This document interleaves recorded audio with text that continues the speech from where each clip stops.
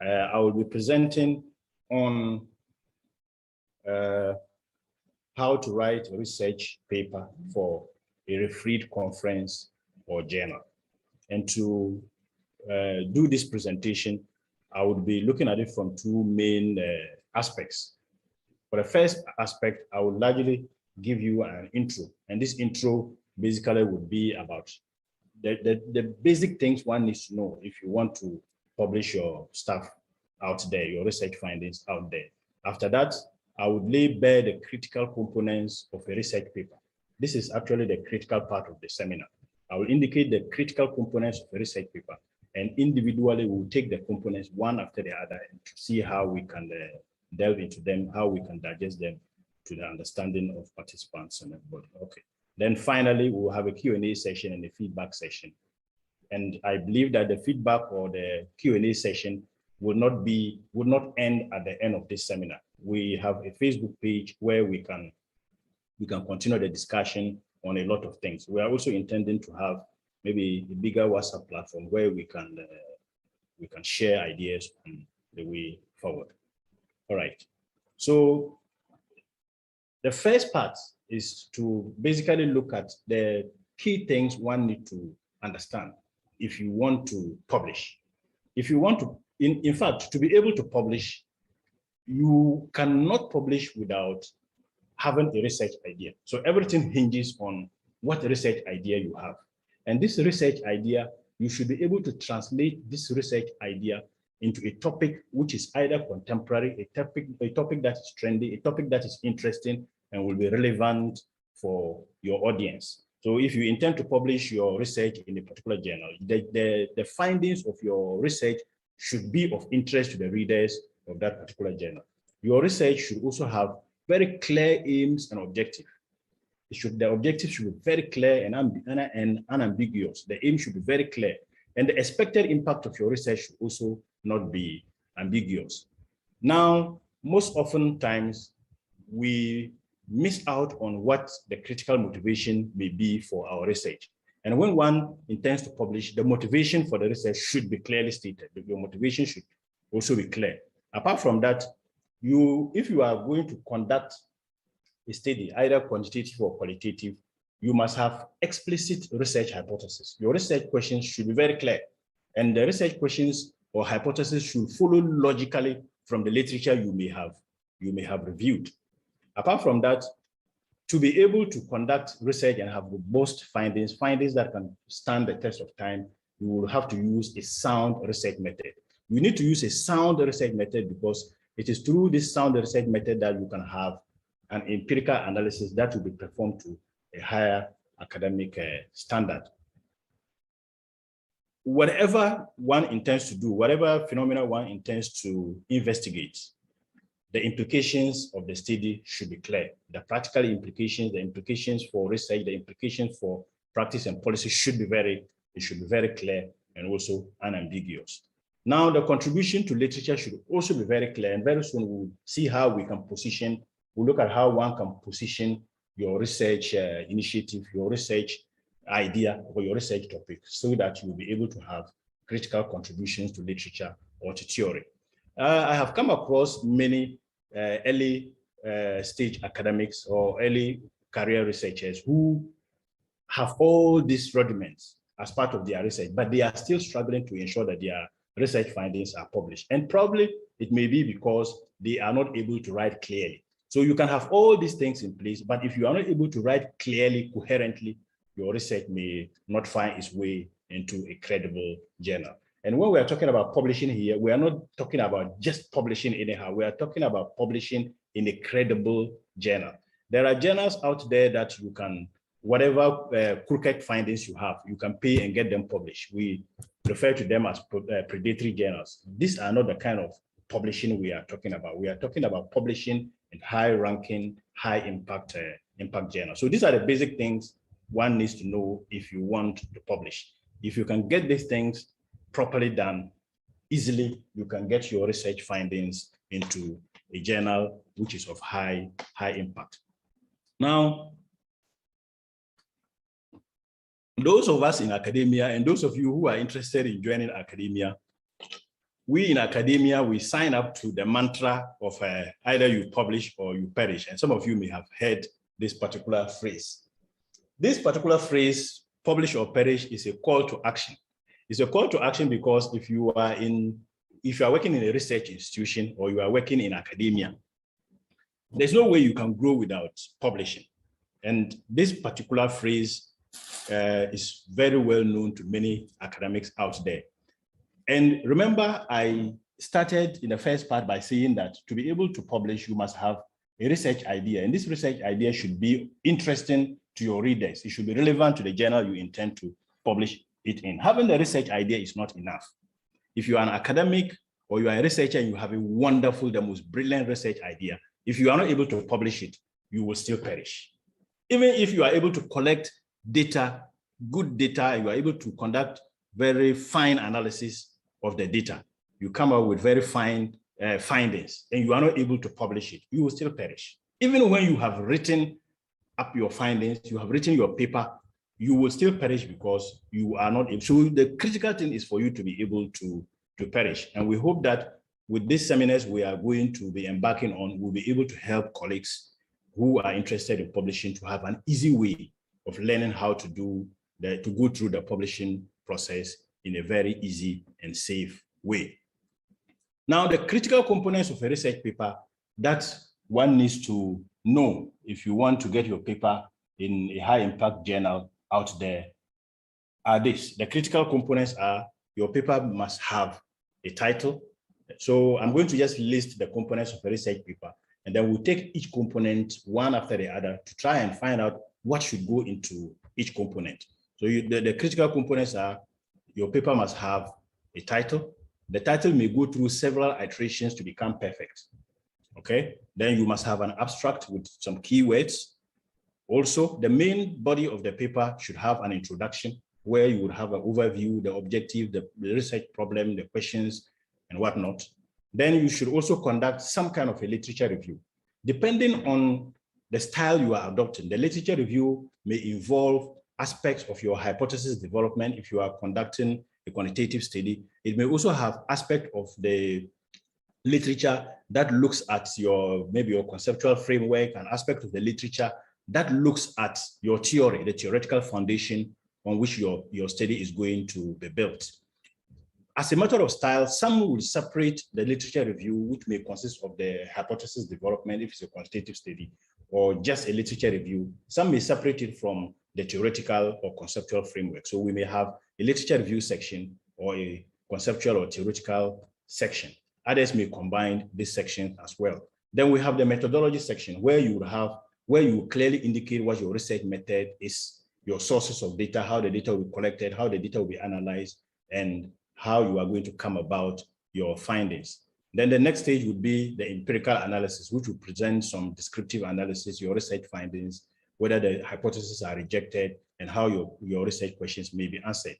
Then tying your literature review to whatever findings you may have come up, you will need to discuss the findings that has emerged as a result of your analysis in relation to the literature review you may have conducted. Because as part of your literature review process, you may have come up with some gaps. So it is at the discussion stage that you discuss these gaps in relation to the existing literature by clearly indicating how your findings agree with existing literature or how it departs from existing literature. And then finally, you would have your conclusion sections, which will be the summary of your key findings. What we're going to do in the next sections would be to look at each of these sections in detail and see what critical things can be handled under each of them. So the first would be to look at the title of a paper, the title of a paper. What are the critical things or the components I need to look at if I want to have a very good title? Remember that the title of your paper will be the first thing people will read. It will be the first thing people will need. So you should be able to capture the reader's attention to the research problem you want to investigate and the main ideas of your proposal or the main ideas of your research paper. So because it is going to be read first, it should be captivating so that it will be able to capture your readers or your audience interest. The third thing is that the title of your paper should contain very few words. very few words are needed to describe the scope and the contributions of your study. And largely, we say that your title should be between 8 to 15 words. It should not be too short. It should not be too long. And in coming up with your title, always make sure that you avoid abbreviations and use words that will create a positive impression of what you want to put out, the phenomena you are trying to investigate. It should be able to stimulate the interest of your readers. Okay. The fifth one would be to suggest in your title. Maybe you can suggest how the relationship between some of the variables you intend to investigate. So you can suggest a relationship between variables which support the major hypothesis of your paper, if it is a quantitative one. The safe one is that you should not include unnecessary words in the title. So for instance, words like a case study of maybe Tamale Metropolis, you should take such things out, an analysis of so and so, you should take it out. It is important that you remove these unnecessary words because the moment a title is indicated, we know that it is a study of something. You don't necessarily have to bring in the words a study of or an analysis of.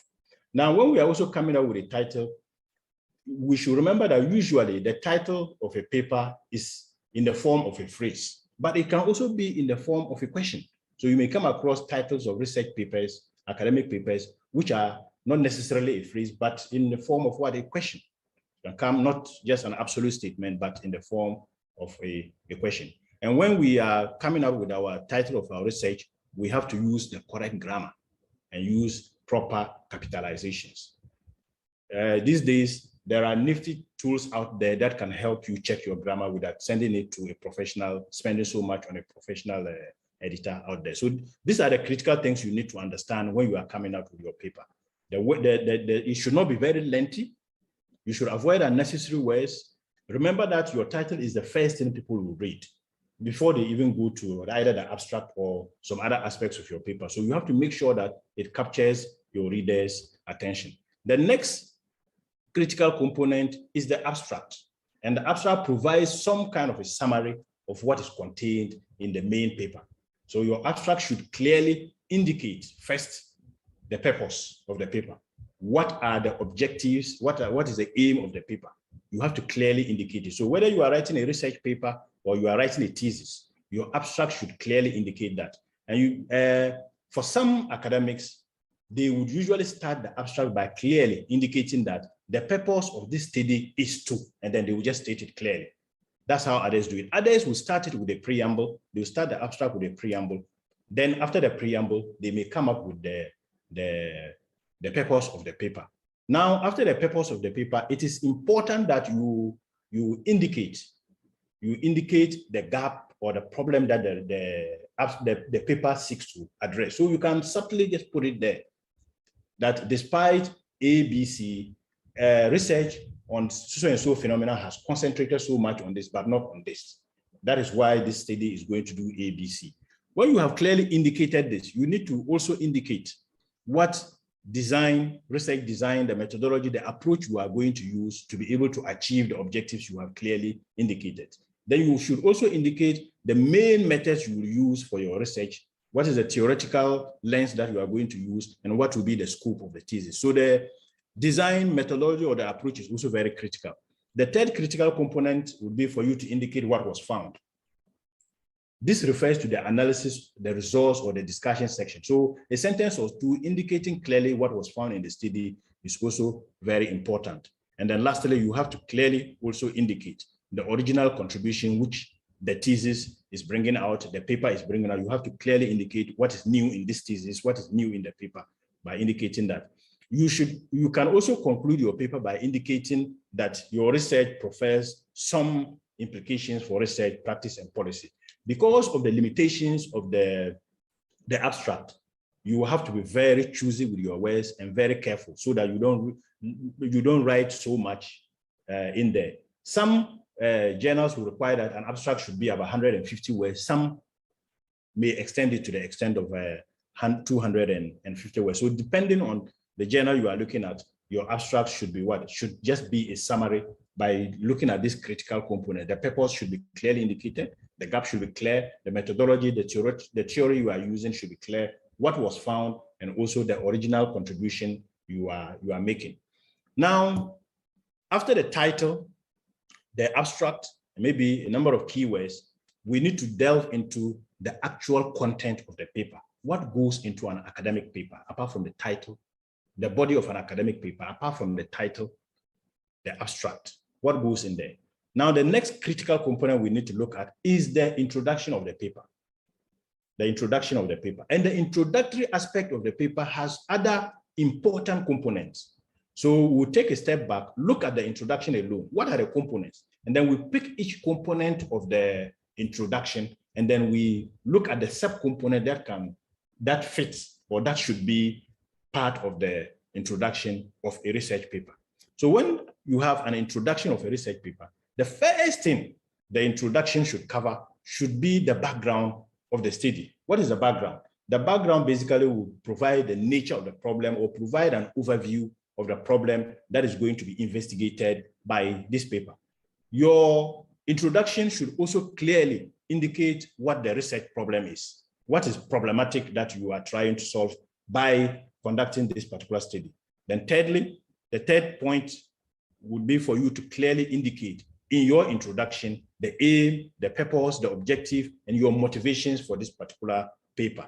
What do you seek to achieve, and why is it important and appropriate at this time that you investigate this particular phenomenon? Here, you may present a number of research questions if possible, or objectives if possible. Then the fourth aspect will be for you to clearly indicate the contribution of this paper. What is the contribution of this paper? Then the fifth aspect will be for you to summarize some findings in a couple of sentences. What did your data reveal? What did your data reveal? The detailed findings of your paper will be indicated in the findings and discussions and the later sections, but you also need to summarize, put a summary of the findings as part of the introduction, so that whoever is reading this doesn't necessarily have to read the whole paper to understand what the findings of this paper are. And then the last aspect will be for you to indicate clearly the structure of your paper. How would the rest of the paper be structured?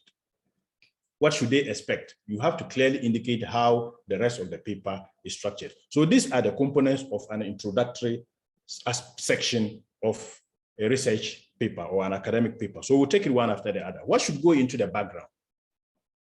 What should go into the background? Now, the background basically presents information and identifies or describes the history and nature of the phenomena we want to look at. The nature of a well-defined research phenomena. We have to present the background here, the history and the nature of the problem in the background. The background information usually will include the root of the problem we are investigating. It will indicate that. It will also indicate the scope of the problem and the extent to which previous studies have successfully looked at this or examined this particular problem. And in doing this, one will have to note in particular where gaps exist that the paper attempts to address. But we will subtly do this because we will not have to indicate clearly what the gaps are in the background, because there's another section where the gaps will clearly be indicated. Also, as part of the introductory session, the introductory background needs to clearly show a difference from the literature review that will follow.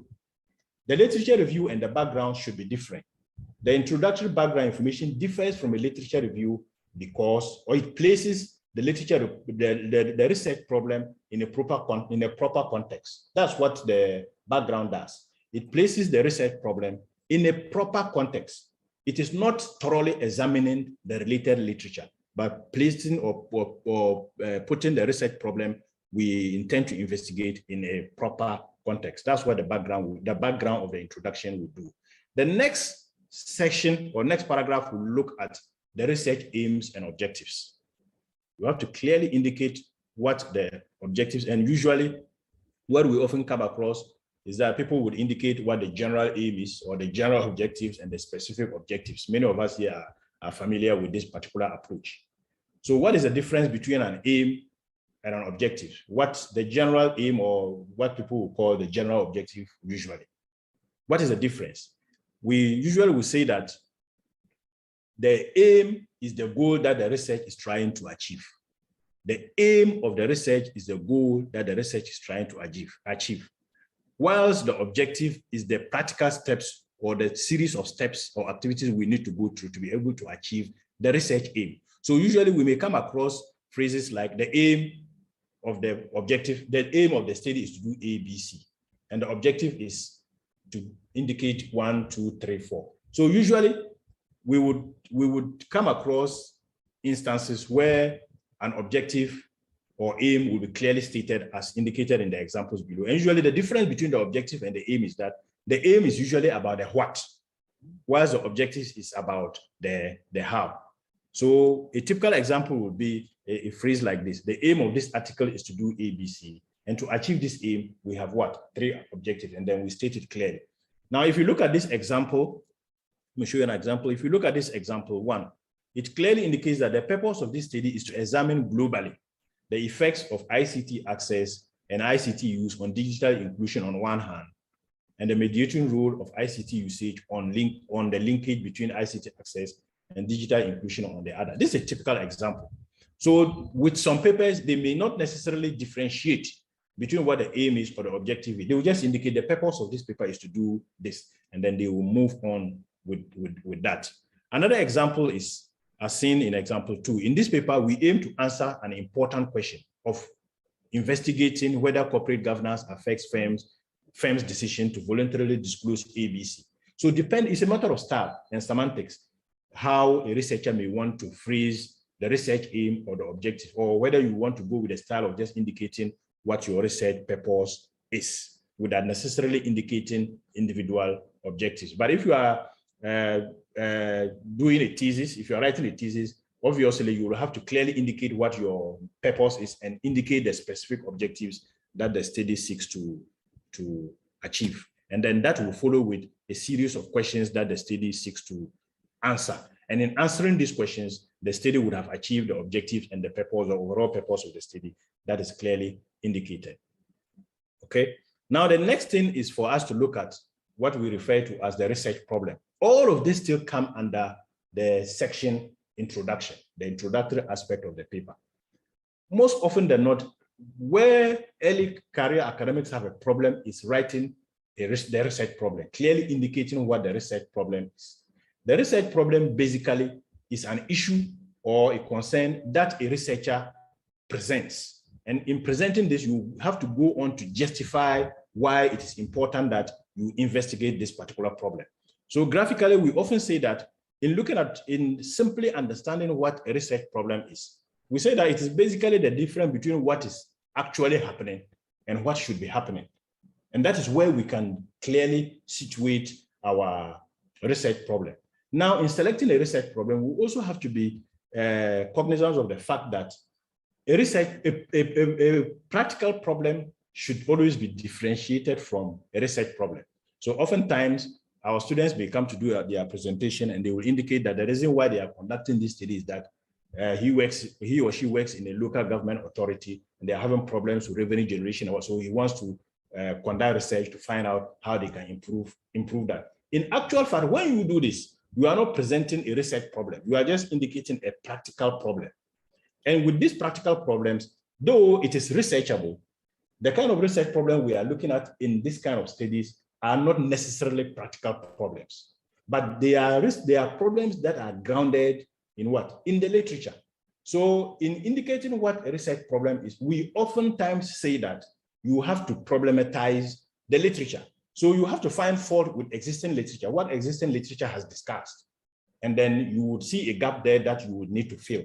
But if there's a practical problem out there and you think that you need to investigate this practical problem, you would then have to be able to make that a sound research problem. You have to go into the literature to find out if other researchers have not actually looked at this problem and whether people have not actually published in this particular area. If people have not done that, then you will have to problematize the literature by finding out what the literature in this particular area has addressed. And the fact that it has not addressed this practical problem in your workplace, then you can present that as a research problem for the purposes of an academic paper or your thesis. But without doing that, you can't just pick a problem from your workplace and say that that's a research problem you need to investigate. It should be grounded in what? In the literature. Now, there are key considerations one needs to consider in selecting a research problem. One is the interest of the researcher. If you are not interested in this particular phenomena you are investigating, the problem you want to investigate, research is a very boring and can be a very daunting process. So your interest in the subject matter, the phenomena you are investigating, is key, is very critical. Apart from interest, apart from your personal interest, what is the interest of your supervisor? What is the interest of the journal you want to publish in this particular problem? All these are very important. Apart from that, you also need to look at the magnitude of the problem. The problem shouldn't be too huge. In fact, we often make a joke that you can't change the world with your research. So you have to just situate your research problem in a niche area. Your contribution will be very small, minute, and you have to critically examine what others have done and what they have left out. And then you situate your problem over there, you situate your research there and deal with the problem and move on. So your research problem should not be too broad. It should not also be what? Too narrow.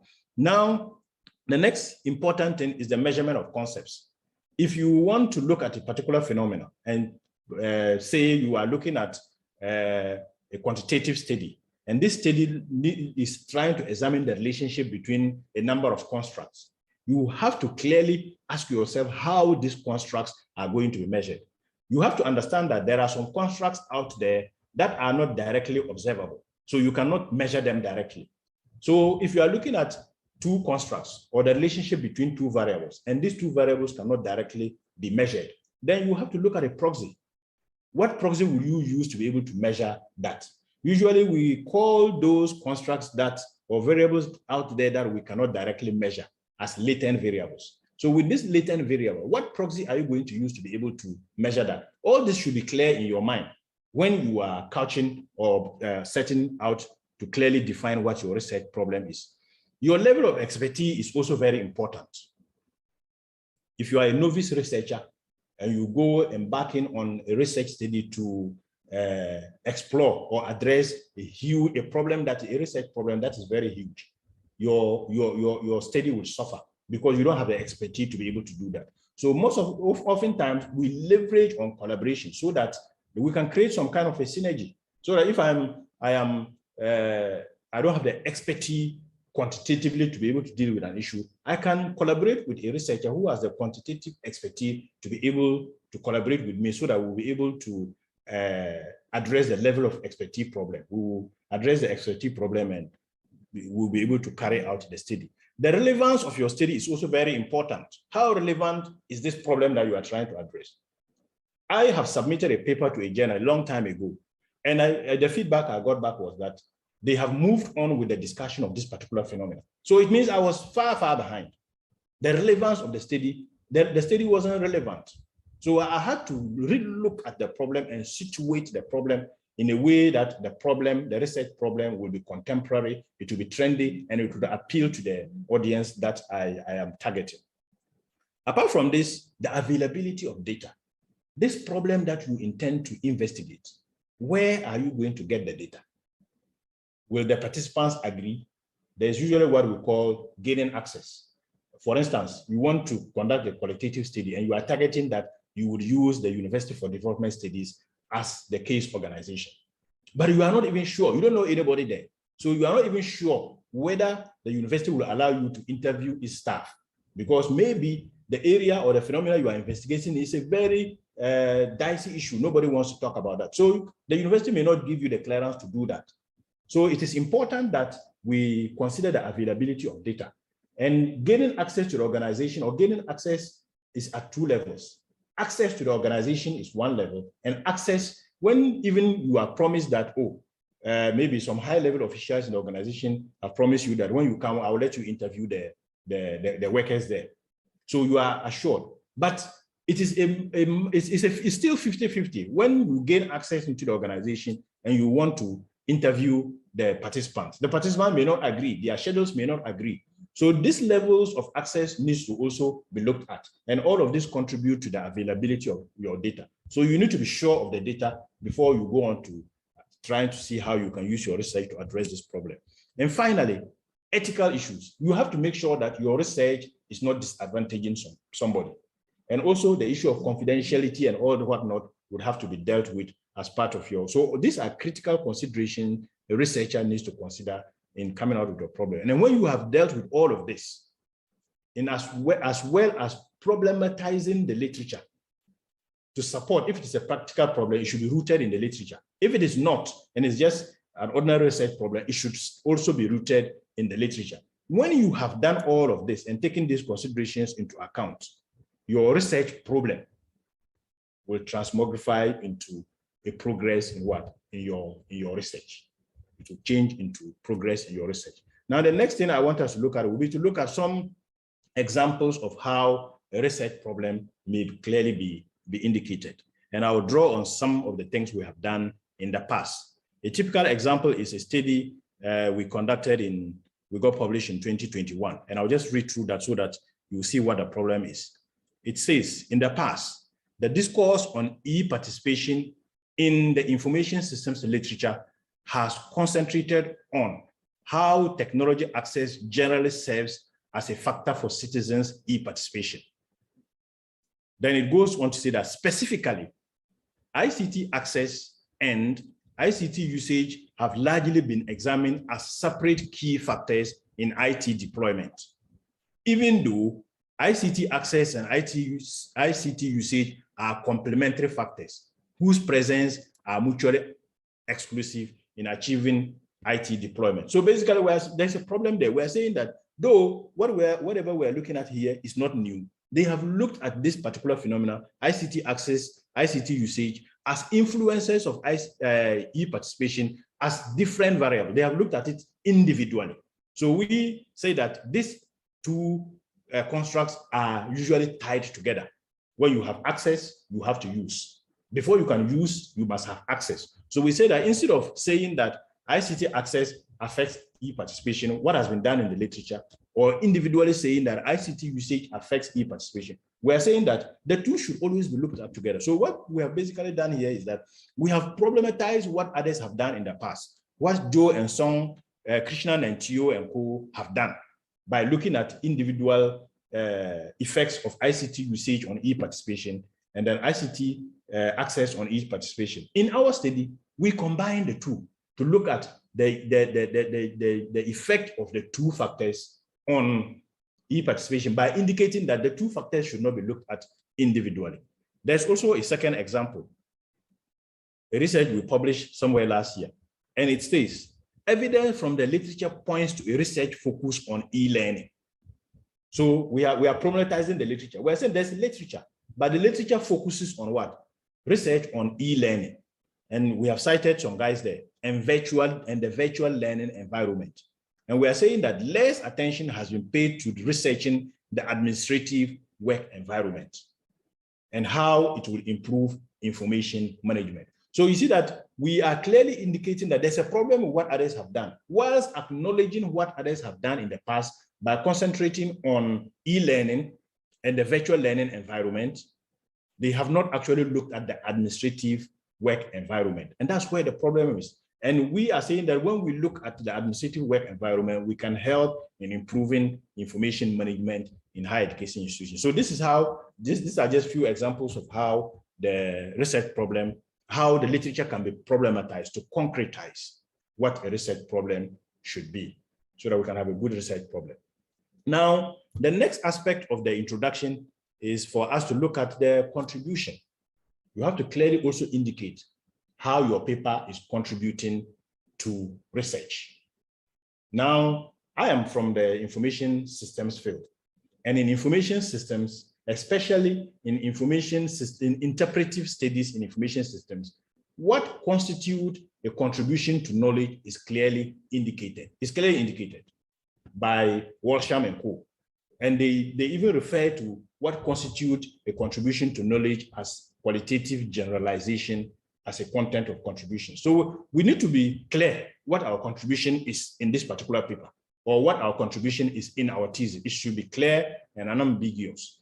One critical way one can show a contribution in your paper, as indicated by Walsham and Co., is that you have to clearly indicate if your study will lead to the development of a new concept, And it may be that there is a particular phenomenon out there. We often say that there is nothing new under the sun. So the fact that there's nothing new under the sun, everything is already out there. But those things that are out there can be discovered. And then you can propound a name for this particular phenomenon. You can come up with a name for, if your study leads to that, the development of a new concept, then we can say that your study is contributing to what? Is contributing to knowledge. So the development of a new concept could involve the first, you can say that this paper is the first to do ABC. You are developing a new concept. Or it could be offering rich insight into a particular phenomenon. It is bringing to bear aspects of explaining aspects of a particular phenomenon that people have never thought of in a particular way. You are offering rich insight into a particular phenomenon. It can also be considered as what? Your papers or your thesis contribution. Your paper may also, or your research may also lead to the generation of new theory. In this case, it means that your study is going to lead to the development of a theory. If you are embarking on some kind of a grounded theory research, it may lead to the development of a new theory, or you may be extending an existing theory in your field in a novel way. Lastly, Walsham and Co. indicates that if your study provides specific implications, you may also be contributing to knowledge. So you can also indicate as part of your introduction that your paper provides specific implications. And the specific implications could be implications for maybe academics, research, or it could be implications for practitioners out there, or it could be providing specific implications for policy, maybe for governance. But generally, these four components are critical components indicated by Walsham and Co. in information systems studies. But generally, what do we consider as key contributions to knowledge? Oftentimes, we may come across some of this. If your article should be able to provide at least one of the following incremental contributions, it is only then and then that we can say that your article is contributing to the literature, to theory, to the methodology, or to practice. Contribution to knowledge. It could be that your paper is the first article or the first paper, or your thesis is the first to examine this particular phenomena in this particular way. You can emphasize that. It could also be that your paper aims to introduce a practical solution to a practical problem in practice, especially when your study is an action research. Your action research may be geared towards producing a problem or coming up with a solution to a practical problem out there. Your study may also be leading to the introduction of a new measure. You are introducing a new measure for a particular phenomenon. Maybe that phenomena, nobody has come up with how to measure that phenomena in that novel way, and you are coming out with a new measure for that phenomena. That can also be a contribution to your study. And then lastly, theoretical contribution. Your research introduces a new theory to the field, it tests a particular theory and then extends the theory in some way. And then I'll give an example. A typical example of a potential or a typical example of a contribution is seen in this particular paragraph. And this is curled from a paper we published in a 3-star journal, Information System Frontiers. I published with Professor John Ifa from the University of Ghana Business School. So I'll just read that out. It clearly indicates that our findings show that despite the popular belief that a subject can be unitary in the application of activity theory, the subject can be a dyad of a principal and agent in an outsourcing relationship. And it goes on to say that the theoretical basis of this work is that the activity theory idea of the subject needs to be re-examined through the decomposition to account for a duality of the subject. This study, to our knowledge, reports on a different perspective on the subject in information system research. So clearly we argue in this study that there is a theory out there called activity theory, and this theory indicates that there should always be a subject. But we come to argue that despite the fact that there will be a subject, this subject needs to be looked at in terms of what? A dyad, two subjects, a principal or an agent. And this is an example of a unique contribution. Then still under the introductory session, you need to clearly indicate summary of your key findings by starting this particular paragraph with our results show that ABC. Our analysis show that we provide evidence that we find that. Now you can also combine the summary session with the contribution session. You can do that. You can also combine those two sessions. Now the last aspect of the introductory aspect of the research paper is to look at the structure of the paper. What is the structure of your paper? And to indicate the structure of your paper, you have to start a new paragraph by indicating the paper is organized as follows. So whatever you would have indicated would be the first section of your paper. And then you go on to say that the paper is organized as follows. Section 2 provides ABC, a review of the literature. Section 3 presents the theoretical background or theoretical foundation of the study, while Section 4 is, this is followed by Section 4, where the research methodology, detailing out your data sources, the data collection, and how the analysis is going to be done. This is where it's presented.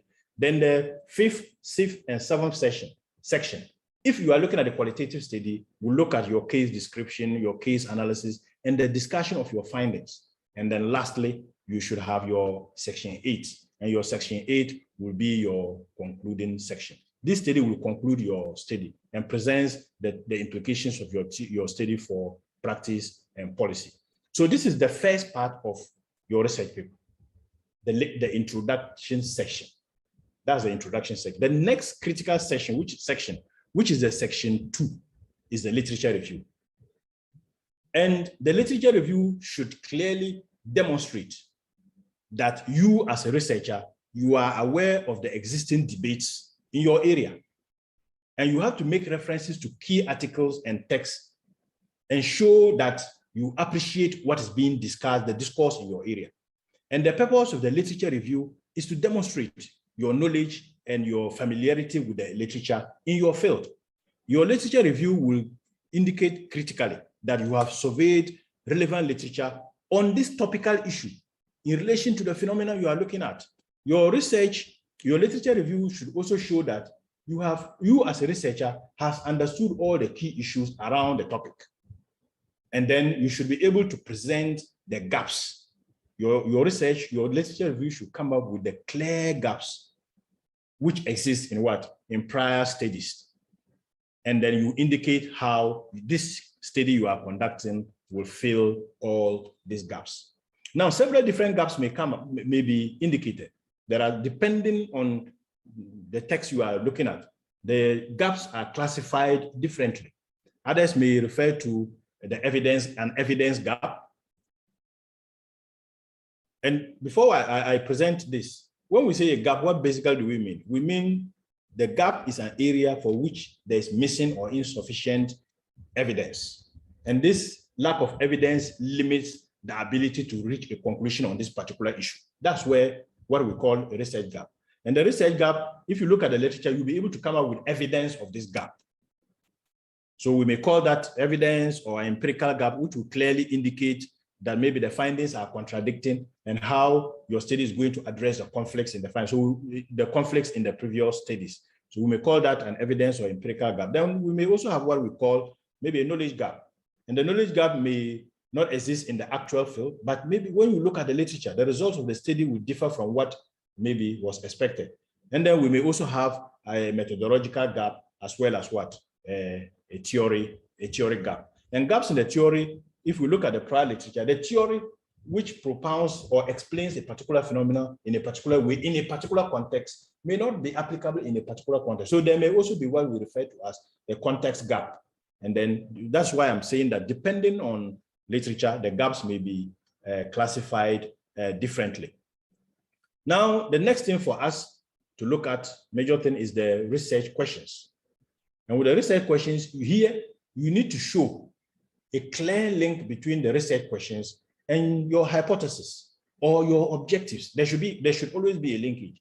You cannot have 3 objectives and then you come and have maybe 2 questions. There should be a sync between the 2 of them. Depending on whether you are conducting a quantitative or qualitative study, your research questions may be phrased differently. So in qualitative research, the questions should be shaped by the gaps you have identified in the extant study or literature you have reviewed. In quantitative research, the hypothesis should be based on relevant theory. Sometimes it may be based on the empirical results of previous studies or some reliable arguments that you have seen or come across in the literature. In all of this, we always say that you have to clearly show an indication of problematizing the literature. And problematizing the literature is a means of identifying and challenging the existing assumptions that are in the existing literature. It is only through this that you'll be able to clearly see or show the gaps that are there and clearly come up with your research questions or hypothesis. Now, when you have done this, the next stage would be your methodology. And your research methodology provides evidence of your ability to be able to achieve your research objectives, your ability to be able to answer your research questions and achieve the research objectives. Under the methodology, we have to clearly indicate what research method we are using. So you may, under the methodology, you may clearly indicate that this study is a quantitative study. But if it is a quantitative study, then it will be informed, the fact that it is quantitative would inform what kind of research method you will rely on. Even before that, sometimes you may come across a research paper, especially when it is a qualitative paper, especially for those of us in the IS field. Under the research methodology, you may have to clearly indicate what your research paradigm is. And your research paradigm basically are the philosophical assumptions that will underlie your study. And these philosophical assumptions that will underlie your study will shape how you would see things in your study. If your study is going to be positivist or objective or interpretivist or subjective, it will influence the kind of research methodology or research method you will use. So assuming my study is interpretive, maybe I would go with qualitative study, and maybe my research method may be a case study method. Now, the research method, if it's a qualitative study, and examples of the research methods you may use may be the case study method. You may also use action research where your intention is to address a practical problem out there, or you may also use ethnography or grounded theory. But if you are considering the kind of research we do, and if you are doing a thesis, it is not advisable that your research method may be ethnography or grounded theory. You may be using maybe case study method or some other method. So when you are clear about what your method is, the next thing would be for you to clearly indicate how your data where your data is going to come from, your data sources. Where are they going to come from and how are you going to collect it? It should be clear. The data will largely be either primary, you are going to use an interview guide, focus group discussions, or secondary, you are going to rely on some archival data. Aspects of this clearly will be handled by the second presenter. Then it will also indicate, your methodology will also indicate your sampling, the selection criteria, the size of your sample. For instance, if you are using a qualitative study, you are using case study as your research method, and you have used an interview guide, you have collected your data through interviews. Your sampling will differ from somebody who is using a survey. So if you are using a qualitative study, your sampling may be that you are going to sample purposely, and your sample size may not be predetermined. Your sample size may depend when you reach a saturation point. But if you are using some kind of a quantitative methodology and a quantitative method, maybe survey to collect your data, you can predetermine that. For instance, if you are using maybe structure equation modeling, the easiest way is to try and find out from the construct you are investigating, the construct with the highest number of indicators. And then you use the 10 times rule to be able to determine your sample size. When you have done this, depending on also whether you are using a qualitative or quantitative methodology, your data analysis approach will differ. So based on your philosophy, whether it is positivist, it is interpretivist, based on your methodology, whether it is qualitative or quantitative, and based on your research method, whether it is case study, action research, or ethnography, your analysis would also depend on that. So you cannot collect interview data and then you want to use some kind of a quantitative data analysis approach to do that. That is why I'm saying that all these previous discussions will inform what your data analysis approach would be. So for instance, if you are using a quantitative, so this aspect may involve your model development, testing, and if you are using a quantitative methodology, maybe a case study method, you have interviews, you may use hermeneutics, semiotics, narrative analysis, content analysis, to be able to analyze your data. When you have done this, analyze your data, this is the point you may either start getting excited or getting demoralized. Because the next stage will be when you start seeing what your findings are, what the data is telling you. And I want to again emphasize that what the data is telling you depends on whether you are using a quantitative methodology or what, a qualitative methodology. If it is a quantitative methodology, the findings will link, you will have to link the findings in a way with your hypothesis. There should always be that link. And the evidence of your findings will be presented in maybe tables, some graphs, or some kind of a model. If you are using a qualitative study, then you also have to identify the main themes and link the findings with your respondents, the demographics of your respondents, your research questions, and the evidence of all this qualitative data will clearly be seen from the quotations from interviews, quotations from maybe people from focus group discussions, or quotations maybe from documents or whatever, some reports or whatever. You have to clearly indicate this evidence. So depending on whether it is qualitative or quantitative, how you present your findings will differ. Now, when you have presented your findings, the next key section will be for you to discuss them. You have to discuss your findings. The discussion section will clearly summarize your key findings by focusing on the novel findings and insights that has been presented by your data analysis. Your findings will clearly indicate that. And you have to do this discussion in relation to the literature. You have to relate it to the literature. Remember that you would have previously identified gaps. You would have clearly indicated a problem. And when I keep mentioning the issue of problematizing the literature, if you have problematized the literature and it is indicated in your research problem, it is indicated in your gaps, this is where you indicate how your findings address, or your findings are in line with the previous literature, or they differ from that. So as part of your discussion, you have to properly discuss your findings rather than just describing them. You have to tell a story to the reader, and this story should be coherent and it should flow. It is also important to state that you have to discuss both the issues that are significant and those that are insignificant but are relevant. And lastly, you will have to provide clearly the implications of your study. Discuss the implications of the findings you have gotten. Now, the last section, which of your paper, which you need to look at, will be after your discussions, will be the conclusion section. And the conclusion section, I want to be very emphatic about this. The conclusion section of your research paper is not a summary of the paper. Oftentimes, you see research papers out there and they make a mistake by trying to summarize the paper in the conclusion section. It is not a summary of the paper.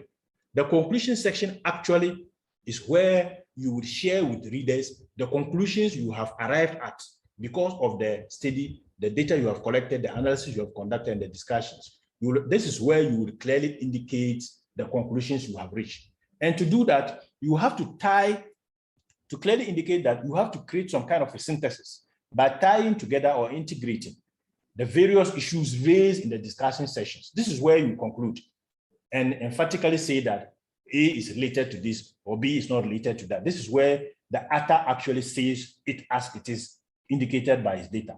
This is also where you will have to create a linkage between your objectives and your research questions by providing answers to the research questions. Clearly, you have to indicate that how your research questions have been answered. So even if it's not a research paper and it's a thesis, the conclusion chapter of your thesis will indicate clearly. You will have to restate all your questions, your objectives, and indicate how each of them has been arrived, instead of just summarizing what was contained in chapter 1, chapter 2, chapter 3 to the end. You don't do that. You indicate clearly how your objective, how you are providing answers to your research questions and how your objectives are being achieved. Then also you have to clearly indicate by identifying the theoretical implications of your study, because we often say that you have to contribute to knowledge, and to contribute to knowledge, you have to clearly indicate the implications of your study theoretically. And then finally, you will indicate the implications of your study for practice, policy, and then research. That will be the end of your paper. In doing all of this, you have to make sure that you cite appropriately. And the evidence of you citing appropriately will be included or will be shown in the last section of your research paper, which is the reference, which are the references. So if you also want to attach other appendices, there may be maybe an interview guide or a questionnaire, you may do that. Okay. Usually there are different kinds of referencing style depending on the journal. They may use Vancouver, APA, Chicago style, or whatever, depending on the journal. Or if it's a thesis, it depends largely on the university or the faculty requirements.